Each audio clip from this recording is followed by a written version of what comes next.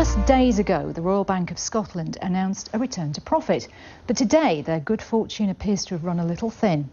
It's emerged that a property services manager who was facing redundancy at the bank impersonated a role as a bond salesman. KK Ho printed business cards. He also attended internal meetings and met customers in his new role. Mr. Ho is believed to have carried out the impersonation for just a matter of weeks after he was made redundant from his position in the Property Services Unit. Well, with me is Kevin Poulter. He's an employment and industrial relations lawyer from Bircham, Dyson Bell.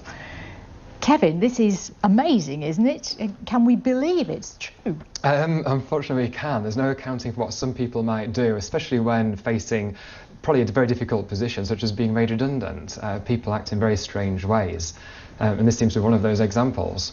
So now, he didn't actually act as a bond trader, did he? He didn't trade any bonds, yeah, that's right. So we're told. So he hasn't made a profit of any kind. No. So why was he doing it? Well, I think what seems to have happened, and from what the reports are saying, he's been given a desk to try and find another job whilst in employment.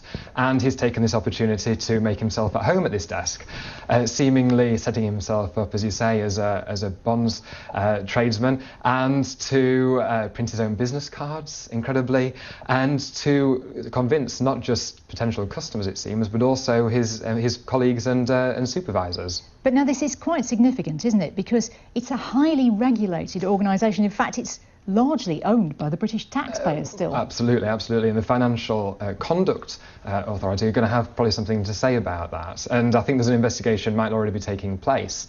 And we'll see what the outcome of that might be in the next few months or even longer. So what are the lessons for RBS, or indeed any big organisation? Well, I think for any organisation, no matter the size, you need to be careful about those employees who are made redundant, who are dismissed, making sure that you're revoking their passes, their email addresses, and just perhaps checking on them a little bit more closely, particularly if they're still walking around the office, still walking around the building, familiar to everybody else, and yet there to cause potentially a lot of harm to the organisation and to people around them.